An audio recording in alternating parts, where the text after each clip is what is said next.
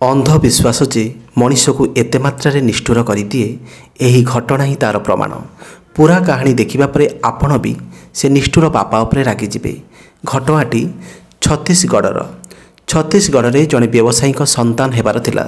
से तांको स्त्री को कहीदेले कि जदि पुओ हेब ताहेले घरे रखिबी, आउ झियो हेले तमे निजे नहीं जंगल रे छाड़िकी आसिबो। डेलीवरी समय आसिला, हेले विधिर विधान थिला अलगा। तांकर झियो हेला। व्यवसायी जनक सेतेबेले बाहर को जाइथिले। भयरे अनिच्छा सत्वे ताक स्त्री 2 दिन पर झियो को नहीं जंगल रे छाड़ी दे आसिले। छाड़िकी आसिबा परे से छुआटी गोटे कुकुर हाबुड़े पड़ा। आउ जेतेबेले से कुकुरटी नवजातक झियो को देखिछि ता सहित एमिति किछि कला शुणिले आपणकर मुंड घोरै जीव। छत्तीसगढ़ बिजीपुर गाँव में जड़े व्यवसायी रितेश बाबू परिवार सहित रोथिले। तांको पाखरे धन संपत्तिर कौनसी असुविधा नथिला। रितेश बाबूंको व्यवसाय बहुत भलरे चलुथिला। सेही अंचल तांकर आधिपत्य थिला। आउ से जणे गुंडा श्रेणीर लोक थिले। दिने से व्यवसाय काम बाहर को जाउथिले। आउ तांकु जंगल बाट दे जिबार थिला। जंगल रास्ता रे जिबा बेले से गाड़ी अटकई गोटे स्थान रे अटकिले। हठात तांको पाखकु जणे लोक आसी छेड़ा हेले। रितेश बाबू पचाइले कि आपण किए, मो पाखरे किछि काम अछि कि? से लोक कहिला ना ना सेमिति किछि काम नाही, मु जणे ज्योतिष ए पाखकु जाइथिली। जंगल रास्ता रे आपण को देखली तो किछि असुविधा होइथिबो भाबी चली आसिली। ज्योतिष बोली जानिबा परे रितेश बाबूंको मन रे कौतूहल हैला। से तांका हाथ देखै पचाइले कि आपण कहि परिबे कि मोर पुओ हेबो कि झियो? सेठो से रितेश बाबूंको हाथ देखिले। किछि समय परे कहिले कि पुओ कि झियो से कथा तो मुझे कहीपरिनी, हेले गोटे कथा आपण को कहीपरि। ज्योतिषंक मुहर भाव परिवर्तन देखि रितेश बाबू टिके चिंतित होईगले। आउ पचारिले कि कौन कहिबे? सेठु से ज्योतिष कहिले कि जदि आपणकर झियो हुए ताहले आपण बर्बाद होइजिबे, तमर धन संपत्ति मान महत सब नष्ट होइजिबो। शुणिकी तो रितेश बाबूंको मुंडरे जेमिति वज्र पड़ीगला। से भाविले ताहले एमिति झियो कौन दरकार जार जन्म हेबा परे मु बर्बाद होइजिबी। सेठु से आगो को जिबे कौन भाराक्रांत मन नहीं पुणी घर को फेरिले। स्त्री ऋतु को कहिले तमे भूल भी झियो जन्म करिवनी, मते केवल पुओ दरकार, केवल आउ केवल पुओ। जदि तमर झियो हेला ताले तमको आउ तम झियो को घरु बाहर कर देबी। शुणिकी ऋतु चिंतारे पड़ीगले आउ कांदिबाको लागिले। कारण से जानिथिले कि तांको स्वामी पूरा जितिया, जहा कहंती ताहा करि दियंती। ऋतुंको पाखरे किछि भी रास्ता नथिला। से ठाकुर को डाकिले कि प्रभु मो कोଳରେ पुओटिए दियो, नहेले मो स्वामी ताको मारिदेबे। समय बीतीबारे लागिला। डेलीवरी दिन आसिला, किंतु हठात तांको व्यवसाय पई बाहर को जिबाको पड़िला। से ऋतुंको डेलीवरी पाई सबु व्यवस्था करिदे बाहरी गले। जीवा समय रे भी कहीदेले कि जदि पुओ हेबो रखिबो, झियो हेले ताकु जंगल रे छाड़ी दे आसिबो। 2 दिन पर ऋतु को मेडिकल रे भर्ती करागला। आ दुर्भाग्यवशत तांकर गोटे झियो जन्म हैला। झियो को देखि ऋतु चित्कार करी कांदिबारे लागिले। भगवान को ना नहीं कहले, हे भगवान मु एबे कौन करिबी? मु जने माँ, पुओ मो पाई जेतिकी, झियो भी मो पाई सेतिकी। मु मो झियो को केबे भी मारी पारिबिनी। कौन करिबी प्रभु, मते रास्ता देखाओ। अन्य पटरे रितेश बाबूंकर फेरिबा समय हेउथिला। कौन करिबे बोली चिंता करी करी ऋतु हताश होई पड़ुथिले। शेषरे तांको मुंड को गोटे उपाय आसिला। से भाबिले कि जाउछि मु ताकू एक एमिति जगारी छाड़ी दे आसीबी जेउठु किए जने भल लोक ताकू नेइकी रखिबो। मो झियर जीवन तो बंची जीव, आ स्वामी को लागिबो कि मु ताकू नै जंगल रे छाड़ी दे आसीछि। ऋतु झियो को नहीं निकटस्थ जंगल को बाहरी गले। जंगल भीतर को जिबा परे तांको गोटे छोटिया कुड़िया देखागला। ऋतु छोट झियर क्षीर बोतल, किछि ड्रेस गोटे टोकई रे रखी झियो को से टोकई रे सुआई देले। ऊपर को अनाई कहिले, हे प्रभु तमे ही मो झियर साहा भरोसा। पुणी तल को अनाई कहिले कि झियो मते क्षमा करदेबु, तो जीवन बंचेबाकू ए गोटे रास्ता थिला। झियोटी कांदिथिबा अवस्था ऋतु ताकू छाड़ी घर को पळै आसिला। जंगल रे गोटे कुकुर रहुथिला। आउ जेतेबेले से छुआर कांद शुणिला, इआड़े सिआड़े अनाइला। पुणी स्वर शुणी शुणी से कुड़िया पाखक आसी देखे तो गोटे मनीष छुआ टोकई भितरे कांदुची। पाखरे ड्रेस और क्षीर बोतल भी थिला। कुहा जाए କୁକୁର ମଣିଷର ସବୁଠୁ ବିଶ୍ୱସ୍ତ ଜୀବ। ସେ ମଣିଷର କଥା ଆଉ ଅବସ୍ଥା ବୁଝିପାରେ।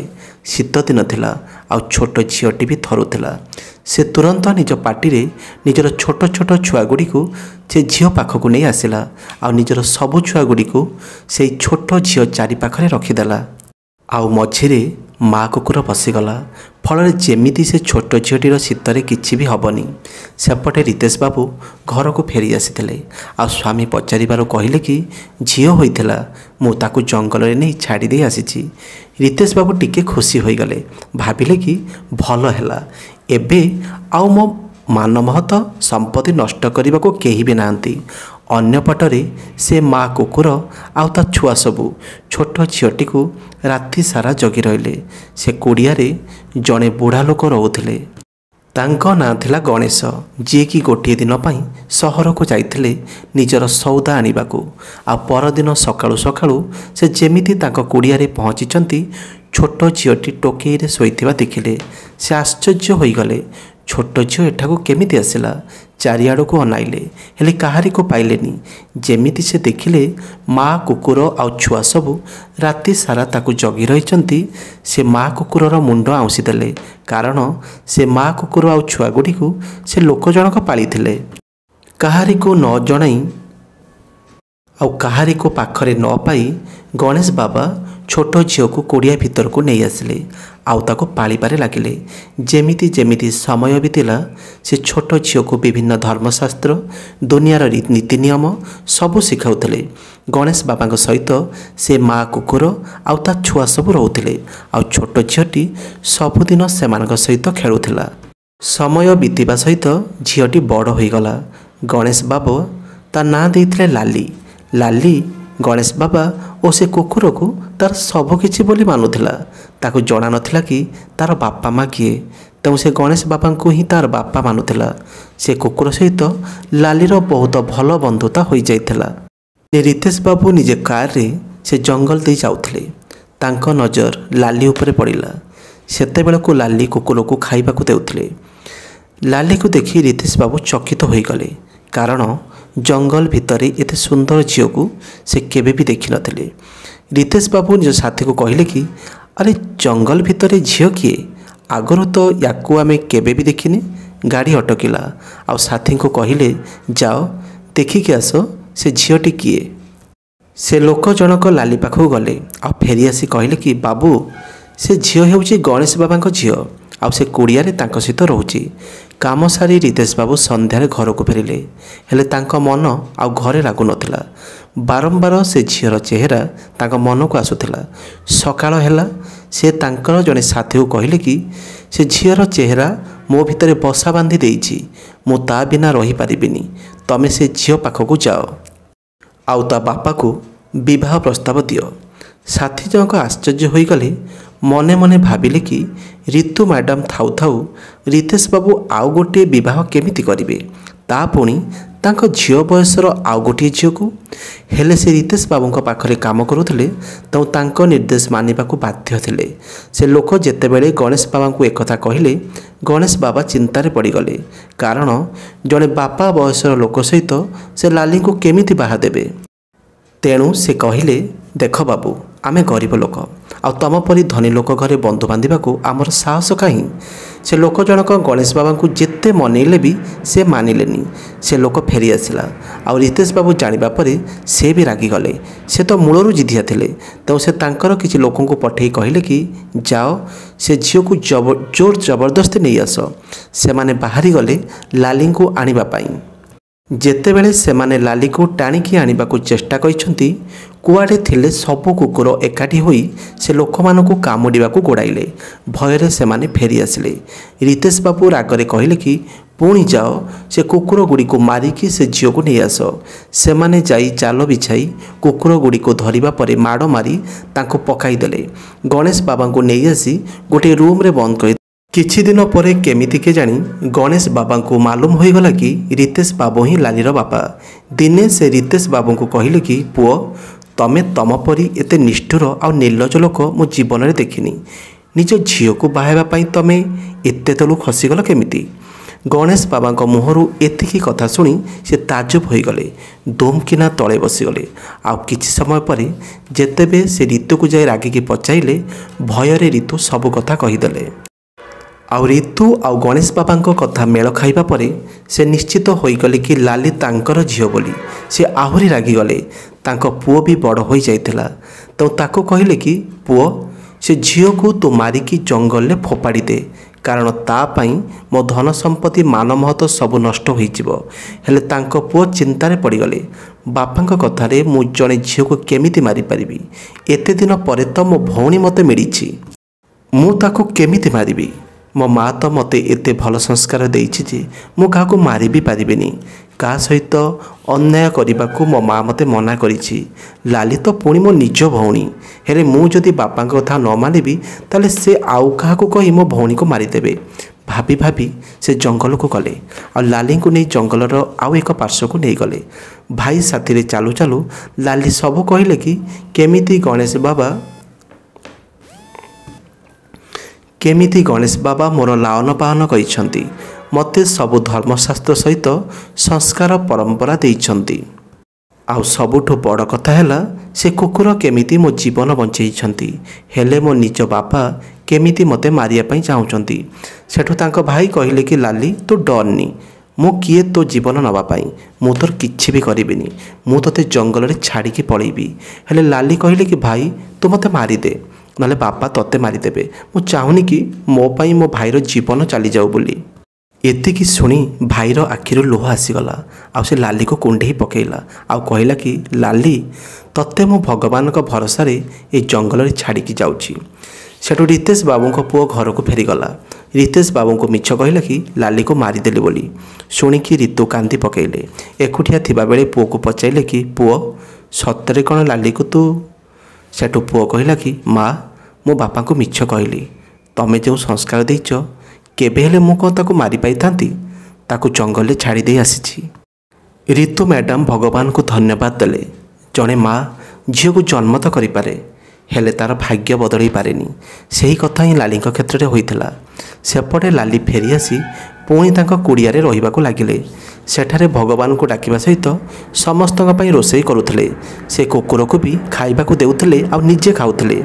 दिने एमिति से कुकुर सहित एकाठी बसिथिया बेले जड़े सुंदर पुओ ता सांगमान सहित से जंगल रास्ता दे जाउथले।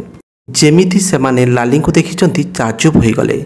गाड़ी अटकाई लाली को देखा लगिले। से पुओ लाली पाखक गले आ लाली तांको देखिकी डरीगले। भाविले बोधे बापा पुणी लोक पठाई मते मारिबापाई।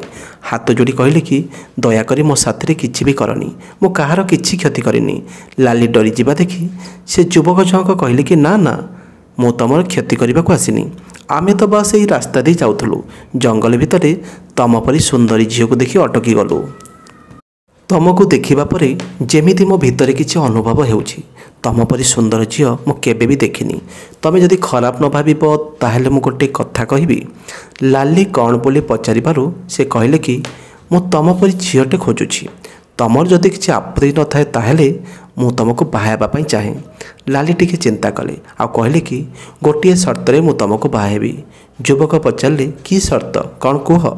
लाली कहले कि जंगल पाख गाँव में जड़े व्यवसायी रोचंती, से मो बाबा को बंदी करी रखिछंती। आउ से मो ऊपर जुलुम करिछंती। ए कुकुर नथिले मु आज बंची न थांती, तो तुमको मो बाबा को बंचीबा को पड़िबो।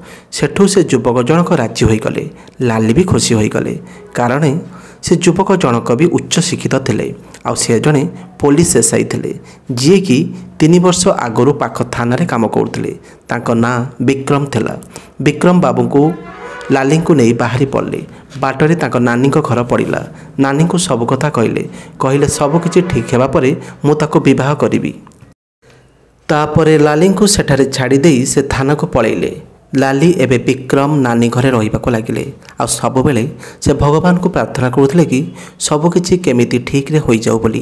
समय बीतुथिला। किछि दिन पर विक्रम आसी लाली को नहीं गले आ एक मंदिर रे तांको विवाह कइनेले। से दिनरु लाली विक्रम को घरे रहिबाको लागिले। एमिति एमिति किछि दिन बीतीगला। गोटे दिन विक्रम लाली को कहले कि आज हम घर को किछि खास अतिथि आसीबार अछि, तमे स्वादिष्ट भोजन करिदब। दिन 1टा बेलू विक्रम अतिथि को नहीं घर को आसिले। ଯେତେବେଳେ କବାଟ ଫାଙ୍କରେ ଲାଲି ସେ ଅତିଥିଙ୍କୁ ଦେଖିଛନ୍ତି ଆଶ୍ଚର୍ଯ୍ୟ ହୋଇଗଲେ। କାରଣ ସେ ଲାଲିଙ୍କ ବାପା ରିତେଶ ବାବୁ ଥିଲେ, ଯିଏକି ଲାଲିଙ୍କ ଉପରେ ବହୁତ ଜୁଲୁମ କରୁଥିଲେ। ଲାଲି ମୁହଁ ଲୁଚାଇ ଖାଇବା ପରସିଲେ। ଖାଇସାରିବା ପରେ ଆରାମ କରିବାର ସମୟ ଥିଲା। ଆରାମ କରିବାକୁ ରିତେଶ ବାବୁ ଅନ୍ୟ ଏକ ରୁମ୍କୁ ଗଲେ। ବିକ୍ରମକୁ ଟାଣି ଟାଣି ଲାଲି ନିଜ ରୁମ୍କୁ ନେଇଗଲେ ଆଉ କହିଲେ କି ତମେ କାହାକୁ ନେଇ ଆସିଛ? ଯିଏ ମୋ ବାପାଙ୍କୁ କଏଦ କରି ରଖିଛନ୍ତି। ଶୁଣିକି ବିକ୍ରମ ଆଶ୍ଚର୍ଯ୍ୟ ହୋଇଗଲେ। ଲାଲି କହିଲେ ହଁ, ସିଏ ହିଁ ମୋ ବାବାଙ୍କୁ ବନ୍ଦୀ କରି ରଖିଛନ୍ତି। ଆଉ ତମେ କଥା ଦେଇଥିଲ ତାଙ୍କ କବଳରୁ ବାବାଙ୍କୁ ରକ୍ଷା କରିବା ପାଇଁ। ବିକ୍ରମ ଦ୍ୱନ୍ଦ୍ୱରେ ପଡ଼ିଗଲେ। କାରଣ ଗୋଟିଏ ପଟରେ ରିତେଶ ବାବୁ ତାଙ୍କର ଅତିଥି ଥିଲେ, ଅନ୍ୟ ପଟରେ ସ୍ତ୍ରୀଙ୍କ ଦୋଷୀ। ସେଠୁ ଲାଲିଙ୍କୁ କହିଲେ କି ଠିକ୍ ଅଛି, ତମେ ଆଜି ତାଙ୍କୁ ଏଠୁ ଯିବାକୁ ଦିଅ। ମୁଁ କିଛି ଦିନ ଭିତରେ ହିଁ କିଛି ବାଟ କରିବି। ରିତେଶ ବାବୁ ତାଙ୍କ ଅଞ୍ଚଳର ସବୁଠୁ ବଡ଼ ଆଉ ବିଶିଷ୍ଟ ବ୍ୟକ୍ତି ଥିଲେ, ତ ହଠାତ୍ ତାଙ୍କ ଉପରକୁ ପୋଲିସ ଦୋଷ ଲଦି ପାରୁନଥିଲା। ସେଦିନ ରିତେଶ ବାବୁ ଫେରିଗଲେ। ପରଦିନ ବିକ୍ରମ ନିଜ ଲୋକ ଲଗାଇଲେ ରିତେଶ ବାବୁ କେଉଁଠି ଗଣେଶ ବାବାକୁ ଲୁଚାଇ ରଖିଛନ୍ତି ବୋଲି। ସେ ଲୋକମାନେ ତାଙ୍କ କାମରେ ଲାଗି ପଡ଼ିଲେ। ଆଉ 7 ଦିନ ପରେ ଆସି ଗଣେଶ ବାବାଙ୍କୁ ଲୁଚାଇ ରଖିଥିବା ଠିକଣା ବତାଇଦେଲେ। ବିକ୍ରମ ନିଜର ସର୍ଭିସ ବନ୍ଧୁକୁ ନେଇ ଏକା ହିଁ ସେ ସ୍ଥାନକୁ ଗଲେ। ସେଠାରେ ରିତେଶ ବାବୁଙ୍କର ଥିବା ଲୋକଙ୍କୁ ଗିରଫ କରିବାର ଭୟ ଦେଖାଇ ଗଣେଶ ବାବୁଙ୍କୁ ମୁକ୍ତ କଲେ ଆଉ ସାଥିରେ ଘରକୁ ନେଇ ଆସିଲେ। ଯେମିତି ଗଣେଶ ବାବାଙ୍କୁ ଲାଲି ଦେଖିଛନ୍ତି ଖୁସିରେ ପାଗଳ ହୋଇଗଲେ। ହେଲେ ଏକଥା ଯେତେବେଳେ ରିତେଶ ବାବୁଙ୍କ କାନରେ ପଡ଼ିଲା, ସେ ରାଗରେ ବିକ୍ରମଙ୍କ ଘରକୁ ଆସିଲେ ଆଉ ବିକ୍ରମକୁ ଧମକାଇବାରେ ଲାଗିଲେ। ବିକ୍ରମ ତାଙ୍କୁ ସବୁ କଥା କହିବା ପରେ ବୁଝାଇଲେ ଆଉ କହିଲେ ଲାଲି ଏବେ ବି ବଞ୍ଚିଛି, କିନ୍ତୁ ଆପଣଙ୍କର ମାନମହତ ଧନ ସମ୍ପତ୍ତି ସବୁକିଛି ସୁରକ୍ଷିତ ଅଛି। ਪਰ ଆପଣଙ୍କ ମାନମହତ ଆଗ ଅପେକ୍ଷା ବଢ଼ିଛି। ତ କାହା କଥାକୁ ବିଶ୍ୱାସ କରି ଆପଣ ନିଜ ଝିଅର ଜୀବନ ନଷ୍ଟ କରିଦେଲେ। ତାକୁ ମାରିବାକୁ ବି ପଛେଇଲେନି। ହେଲେ ଭଗବାନଙ୍କ ଆଶୀର୍ବାଦ ତାଙ୍କ ଉପରେ ଥିଲା, ତେଣୁ ସେ ବାରମ୍ବାର ବଞ୍ଚିଗଲେ। କଥାଟା ରିତେଶ ବାବୁଙ୍କ ମନରେ ଲାଗିଗଲା। ସେ ବି ବୁଝିଗଲେ କି ବିକ୍ରମ ଠିକ୍ କହୁଛନ୍ତି ବୋଲି। ତାଙ୍କ ଆଖିରେ ଲୁହ ଆସିଗଲା। ସେ ଲାଲିଙ୍କୁ ପାଟି କରି ଡାକିଲେ। ଲାଲି ଆସିବା ପରେ ତାକୁ ହାତ ଯୋଡ଼ି କ୍ଷମା ମାଗିଲେ। କହିଲେ ଝିଅ, ମୋତେ କ୍ଷମା କରିଦେ। ମୁଁ ଅବିଶ୍ୱାସରେ ଅନ୍ଧ ଗଇରେ ହଜି ଯାଇଥିଲି। କେବେ ବି ଭାବି ପାଇଲିନି ଝିଅ ତ ଘରକୁ ମାନ ସମ୍ମାନ ଆଉ ସୁଖ ସମୃଦ୍ଧି ଆଣେ। କେବେ ବି ତା ପାଇଁ ବାପର ମାନମହତ କି ଧନ ସମ୍ପତ୍ତି ନଷ୍ଟ ହୁଏନି। ଲାଲି ବି ଖୁସି ହୋଇଗଲେ ତାଙ୍କ ବାପା ବୁଝିଗଲେ ବୋଲି। ତାପରେ ରିତେଶ ବାବୁ ଗଣେଶ ବାବାଙ୍କୁ ବି କ୍ଷମା ମାଗିଲେ। ରିତେଶ ବାବୁ ବିକ୍ରମଙ୍କ ଅନୁମତି ନେଇ ଲାଲିଙ୍କୁ ତାଙ୍କ ଘରକୁ ନେଇଗଲେ। ରିତୁ ନିଜ ଝିଅକୁ ଦେଖି ବହୁତ ଖୁସି ହୋଇଗଲେ ଆଉ ତାକୁ କୁଣ୍ଢେଇ ପକାଇଲେ। ଲାଲିଙ୍କ ଭାଇ ବି ବହୁତ ଖୁସି ଥିଲେ। ଲାଲି କହିଲେ କି ଗଣେଶ ବାବା ଆଉ କୁକୁର ପାଇଁ ସେ ଆଜି ଜୀବିତ ଅଛନ୍ତି। ସେମାନେ ନଥିଲେ ବୋଧେ ମୁଁ ଏ ଦୁନିଆରେ ନଥାନ୍ତି। ରିତେଶ ବାବୁ ପୁଣି ଥରେ ଧୁମଧାମରେ ଆନୁଷ୍ଠାନିକ ଭାବେ ବିକ୍ରମଙ୍କ ସହିତ ଲାଲିଙ୍କ ବିବାହ କରାଇଲେ। ଲାଲି ନିଜ ସହିତ ଗଣେଶ ବାବା ଓ ସେ କୁକୁରକୁ ରଖିଲେ। ବିକ୍ରମ ବି ଘର ବାହାରେ କୁକୁରମାନଙ୍କ ପାଇଁ ଗୋଟିଏ ବଡ଼ ଘର କରିଦେଲା। ଏବେ ସମସ୍ତେ ଖୁସିରେ ରହୁଛନ୍ତି। ଆଜି ବି ସେହି ଘରେ କୁକୁରଙ୍କ ସଂଖ୍ୟା ବଢ଼ି 90ଟି ହୋଇଗଲାଣି। ତ କାହାଣୀ ତ ଏତିକି ଥିଲା। ଆଜି ବି ମଣିଷ ସମାଜରେ ଅନ୍ଧବିଶ୍ୱାସ ରାଜୁତି କରୁଛି, ଆଉ ସେ ଅନ୍ଧବିଶ୍ୱାସର ଶିକାର ଲାଲି ପରି ଛୋଟ ଛୋଟ ଝିଅ ହେଉଛନ୍ତି। ପ୍ରକୃତରେ ଝିଅ କ'ଣ ବାପାଙ୍କ ପାଇଁ ଅଶୁଭ କି? କମେଣ୍ଟ ବକ୍ସରେ ନିଜ ନାଁ ସହିତ ମତ ଦେବେ। ଭିଡ଼ିଓ ଭଲ ଲାଗିଥିଲେ ଲାଇକ୍ ସେୟାର କରିବା ସହିତ ଚ୍ୟାନେଲକୁ ସବସ୍କ୍ରାଇବ୍ କରିଦେବେ। ଅପେକ୍ଷା କରନ୍ତୁ ଆଉ ଗୋଟେ ଦମଦାର କାହାଣୀକୁ।